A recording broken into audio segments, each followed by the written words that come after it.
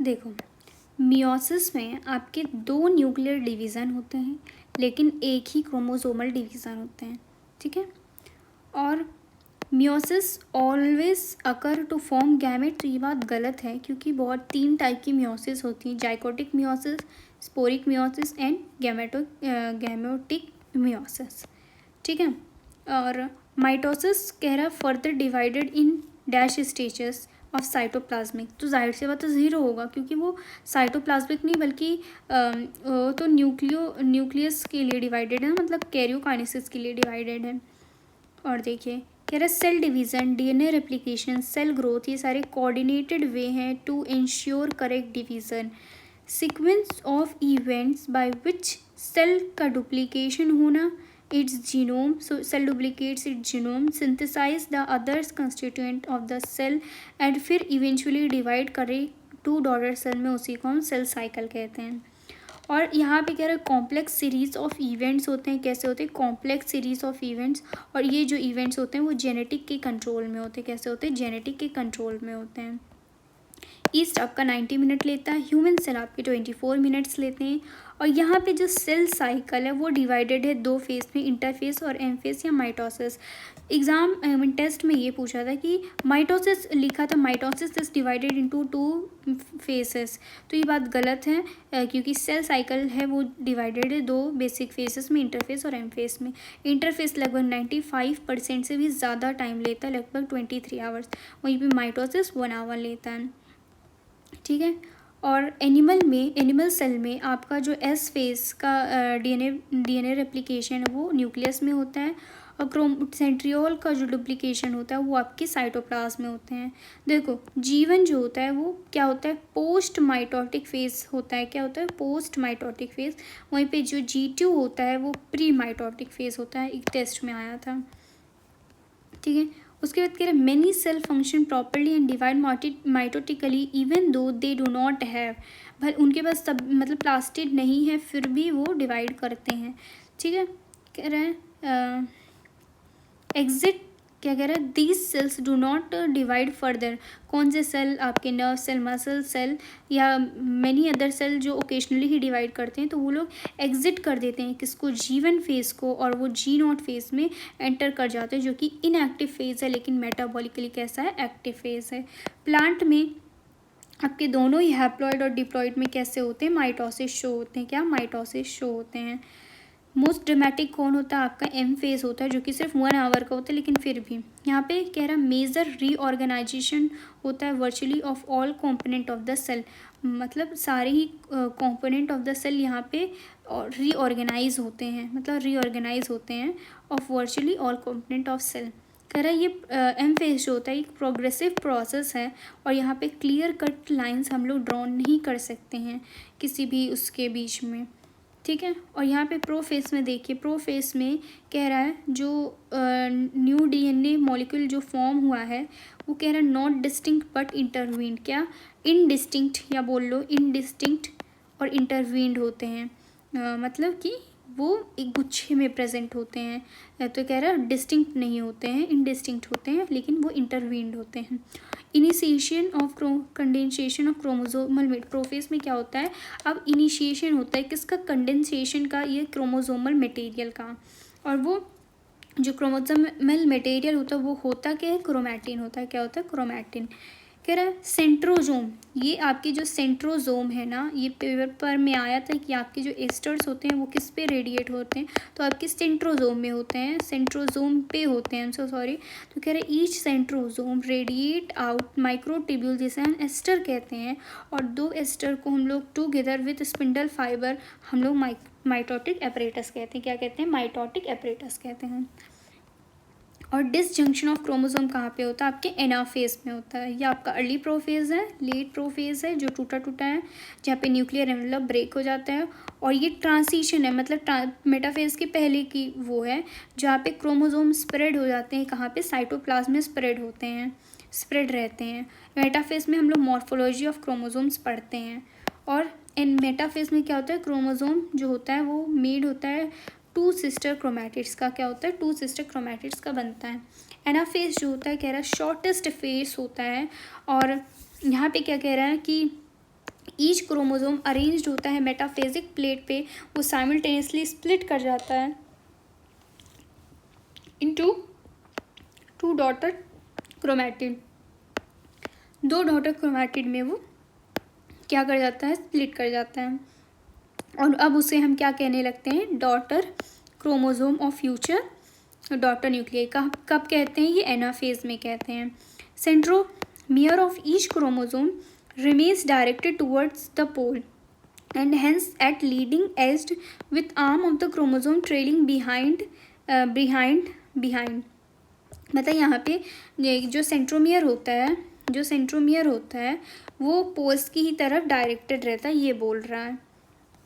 ठीक है, उसके बाद यहाँ पे देखिए कह रहे ड्यूरिंग सेल डिवीज़न जो क्रोमोसोम होता है वो किधर मूव करता है, टूवर्ड्स डिफरेंट पोल्स। किसकी वजह से, आपके माइक्रोट्यूब्यूल्स की वजह से। विच ऑर्गेनल शो आफ्टर प्रोफेज के बाद भी कौन सा ऑर्गेनल जो दिखता है वो है माइटोकॉन्ड्रिया। मियोसिस में क्या होता है, दो सक्सेसिव डिवीज़न होता है without any DNA replication occurring between them. ऐसा जाहिर सी बात है कि पहले माइटोसिस, जैसे डीएनए रेप्लिकेशन तो पहले हो जाता है ना, उसके बाद माइटोसिस 1 होता है, माइटोसिस 2 होता है, तो इनके बीच में तो कोई भी डीएनए रेप्लिकेशन नहीं होते। तो ये बात बिल्कुल सही है कि दो सक्सेसिव डिवीज़न बिना कोई डीएनए रेप्लिकेशन के अकर करता है मियोसिस में, बात सही है।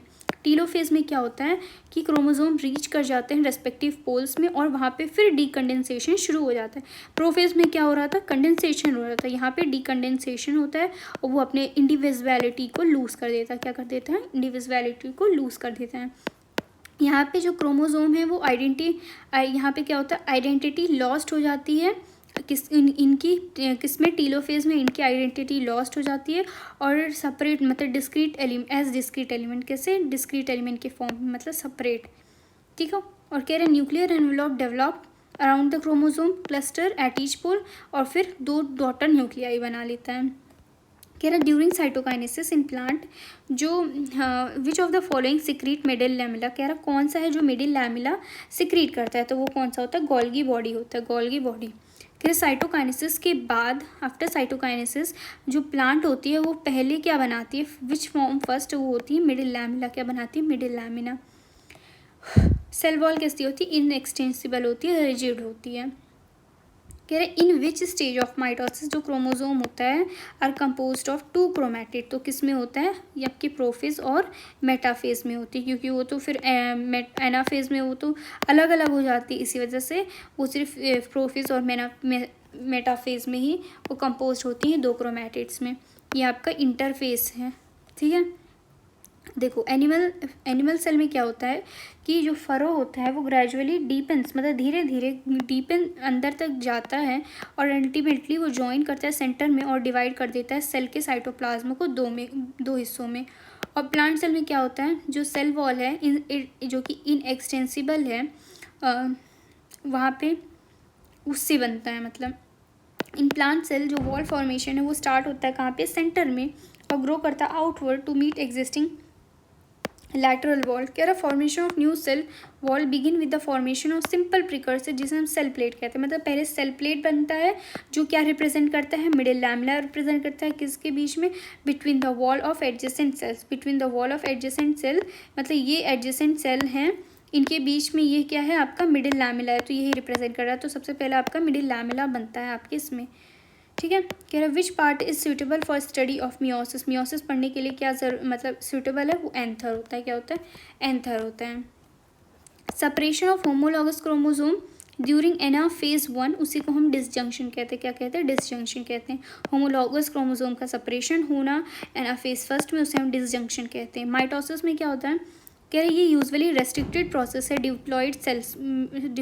मतलब कह रहा है ये तो मोस्टली मतलब डिप्लॉयड सेल के लिए ही बना था, लेकिन कुछ लोअर प्लांट्स में और कुछ सोशल इंसेक्ट में जो हैप्लॉयड होते हैं वो माइटोसिस से डिवाइड कर लेते हैं।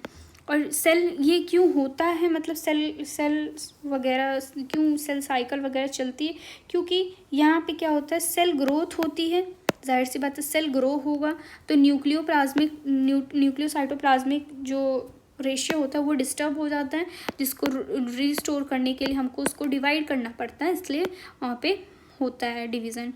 क्या है, ये कहाँ पे प्रेजेंट होता है, upper layer of the epidermis में पाया जाता है। कह रहा है cell division occur in all tissue replace loss cell. तो ये बात गलत है, सभी टिश्यू में नहीं होते, कुछ ही टिश्यू में होता है। मियोसिस क्या करता है, इंश्योर करता है प्रोडक्शन किसका, हैप्लॉइड फेज का, और फर्टिलाइजेशन उसी रिस्टोर करता है डिप्लॉइड फेज को। ठीक है, यहाँ पे दो सिक्वेंशियल साइकिल होता है किसका, न्यूक्लियर का और सेल डिवीज़न का, और सिर्फ एक सिंगल साइकिल होता है डीएनए रेप्लिकेशन का। यहाँ कह रहा है meiosis first is initiated after the parental chromosomes have replicated to produce identical sister chromatid at S phase. कह रहा है मियोसिस फर्स्ट के पहले आपका एस फेज होता है, जहाँ पे कह रहा है क्या, जो पेरेंटल क्रोमोसोम है वो रेप्लिकेट करता है और अब उसको क्या बना लेता है, सिस्टर क्रोमैटिड्स बना लेता है, तब जाके आपका वो मतलब मियोसिस फर्स्ट स्टार्ट होता है।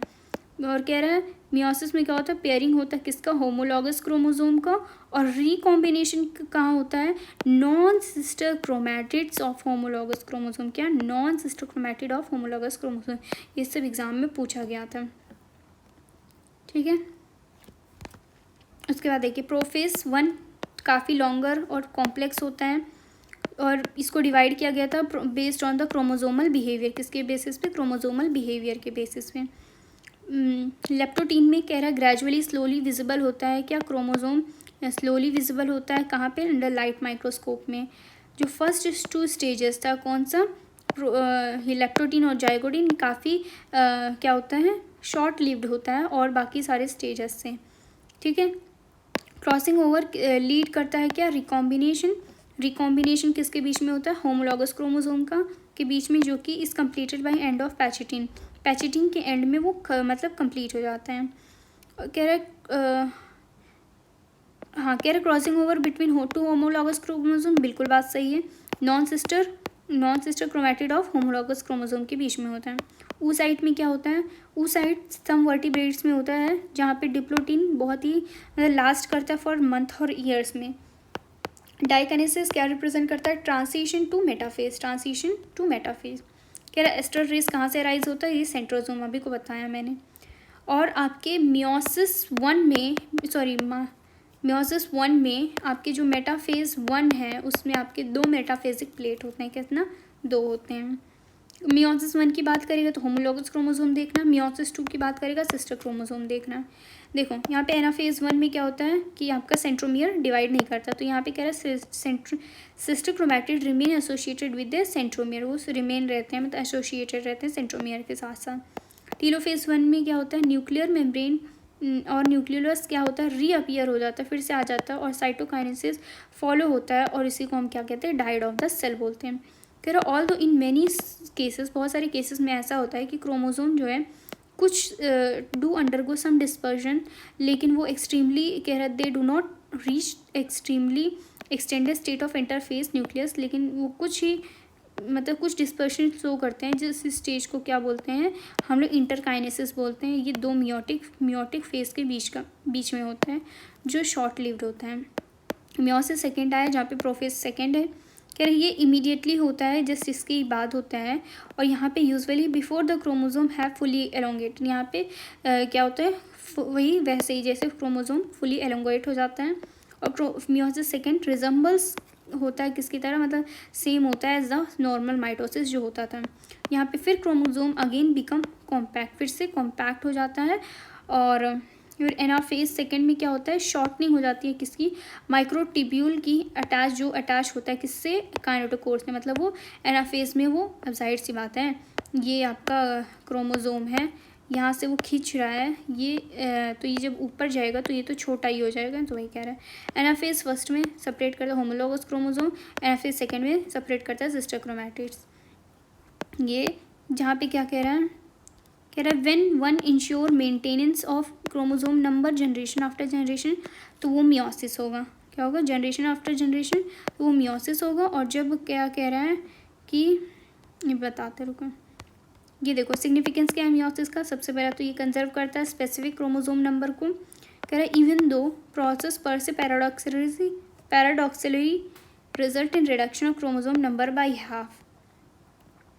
उसके बाद यहाँ देखिए G1 फेज में ऑर्गेनल का डुप्लीकेशन होता है, इंपॉर्टेंट ऑर्गेनल का डुप्लीकेशन होता है। एस फेज में डीएनए का रेप्लिकेशन होता है, क्रोमोसोम का डुप्लीकेशन होता है।